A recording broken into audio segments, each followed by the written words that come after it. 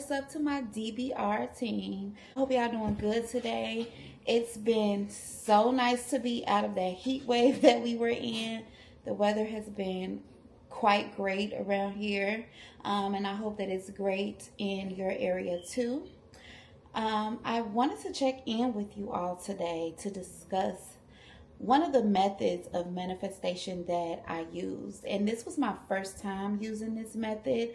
It is called the law of assumption, and this was my absolute first time using this method. And this is the method that I've used to manifest this home that I am in. I have been here for 2 years. It'll actually be 2 full years in 5 days. So, been here for 2 years.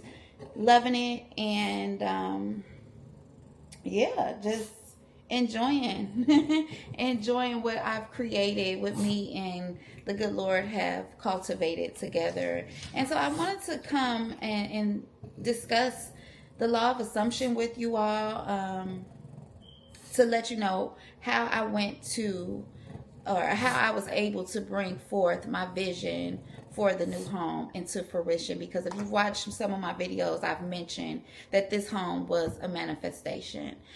Again, I used the method of assumption, the law of assumption, to manifest this house. And so just to give you a little bit of a background story, I stayed in, me and my children, I have 2 children, we stayed in a 2-bedroom, 1-bathroom apartment. We were there for about 7 years. Don't get me wrong, the property that we lived in was great. It was a nice apartment. Like I said, a 3-bedroom, and everybody had their own space. When we first moved to the area, it was really nice. Neighbors were great. It was a good area. But as the years went by, unfortunately, things started to go in a downward spiral, as far as like the violence in the area started to pick up and things of that nature. By me having older kids now, I mean, like I said again, we were there for 7 years. So by my kids getting older, it was a struggle for me to allow them out the house in the area. Like, I didn't even want my kids to walk to the corner store to get snacks, like that type of thing. And I just started to want more and better for myself and my kids and my family. And on top of that, my mom, of course, she's an older lady, and she had, or she still does, have arthritis in her legs really bad. And she lived in her own apartment, a 1-bedroom, not too far from me.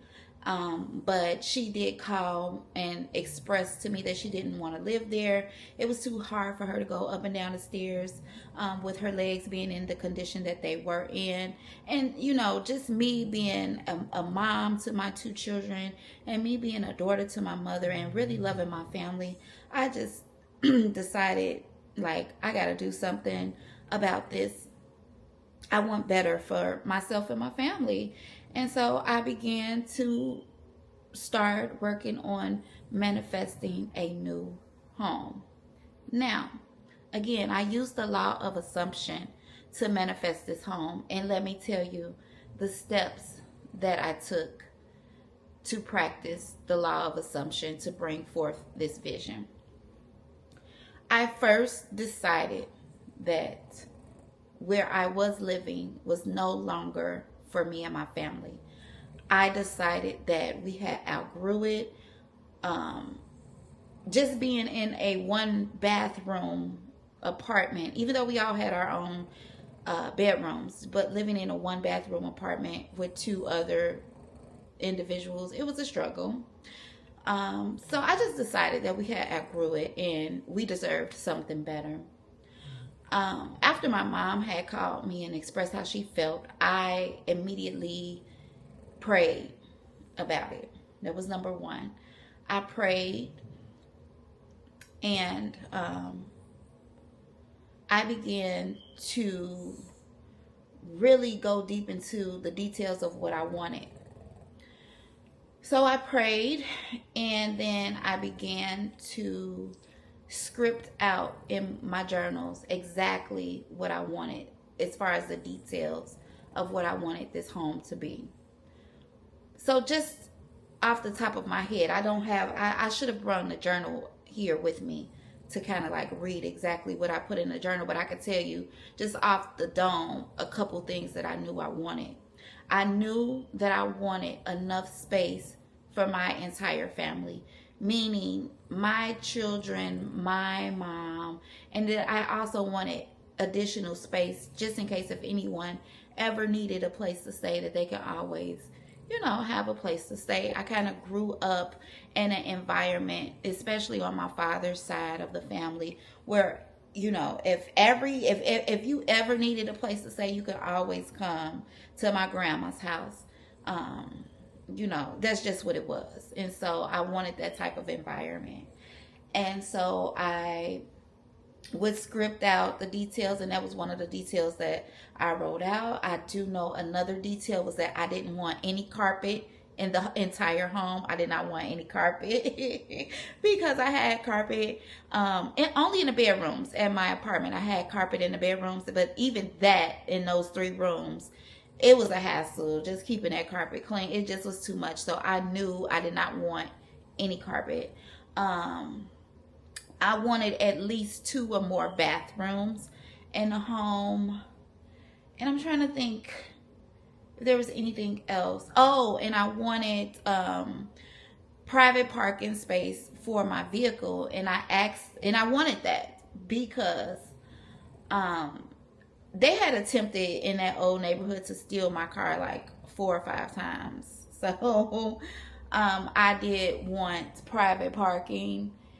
And I drive a Kia Optima, and we all know what was going on with Kia Optimas. But yeah, they attempted to take my car at least 4 or 5 times. So that was, I think that what I named like 5 things that I know just off the dome. But I wanted those details. And so I was scripting every day. I was writing in my journal every day. I would wake up. I would pray and meditate and practice my visualization exercises, and then I would automatically go into my scripting and my journaling, and then after that I would go work out. That was my routine every morning. And as I mentioned in one of my other books, that's my routine most mornings. And so I was doing those things every day. And then I began to just really feel and believe in my spirit, like, okay, it's time. It's happening now. It just came over me. And I want to contribute that to me scripting every day and visualizing these things that I was writing down. When I would meditate, I would practice my visualization exercises, and I would visualize exactly what I wanted. Just walking to this big house and the kids having their own space. Oh, my kids are so happy. They're sitting on the front porch. I visualize my kids like, Mom, we're walking to the corner store. Is there anything that you want? You know, I was visualizing these things. I was visualizing pulling my car into a garage. I was visualizing us having a dog even. Now that I'm thinking about it, I was visualizing, because my kids always wanted a dog and we couldn't have pets at the other place. So I was visualizing us having a dog and all of these things.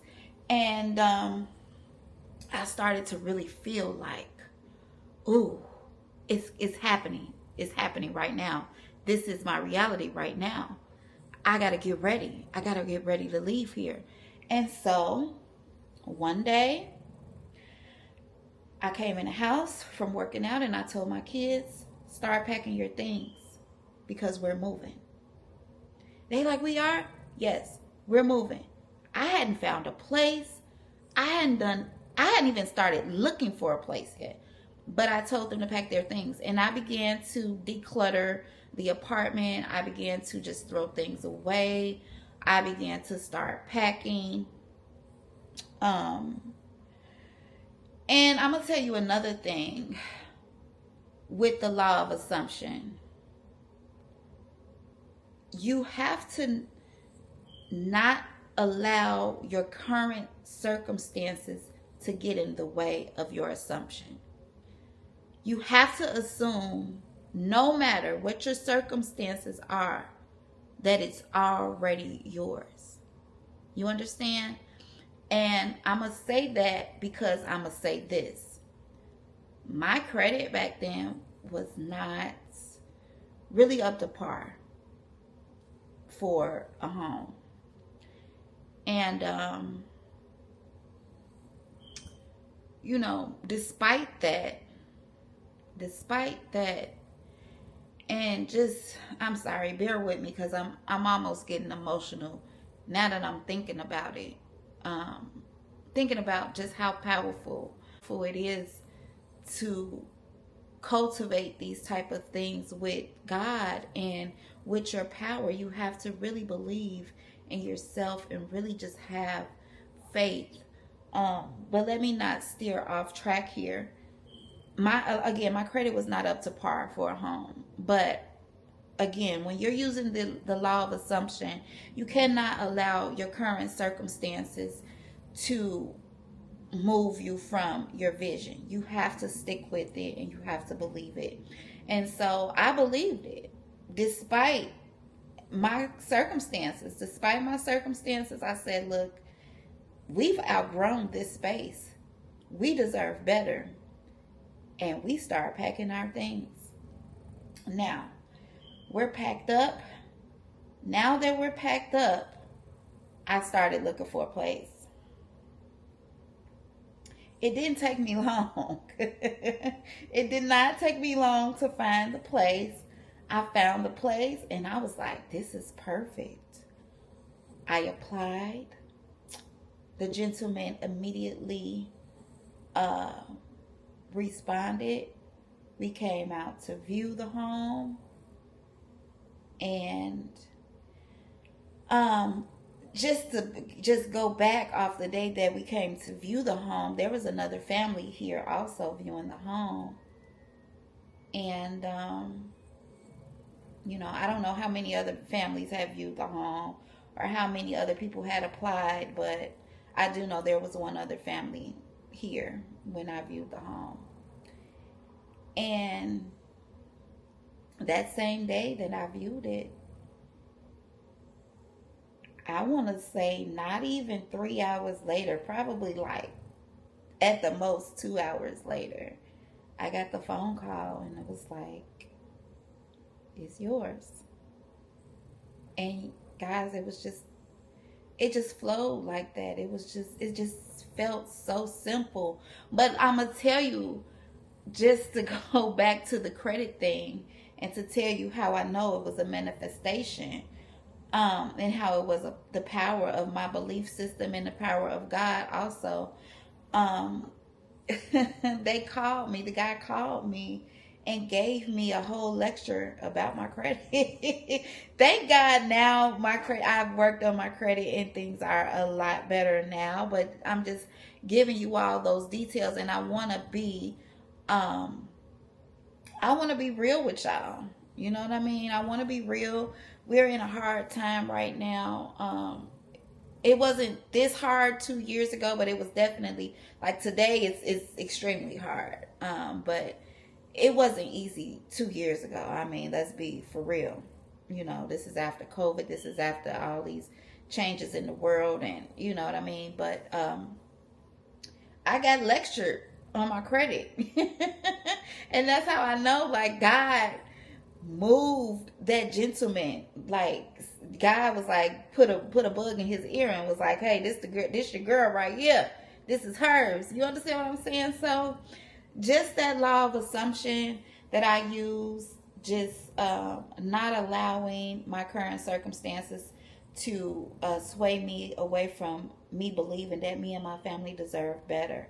And so when I tell you I received double for my trouble, let me tell you, I was blessed with double for my trouble. So like I said, the apartment was a 3-bedroom, 1 bath, no parking, to now we're in a 6-bedroom, 2-bathroom, two car garage. Okay, enough space for my family, even if we wanted to have two guests come.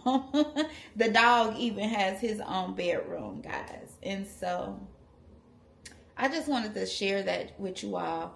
And I will share other manifestation stories with you all. I don't only use the law of assumption. This was my first time ever using the law of assumption.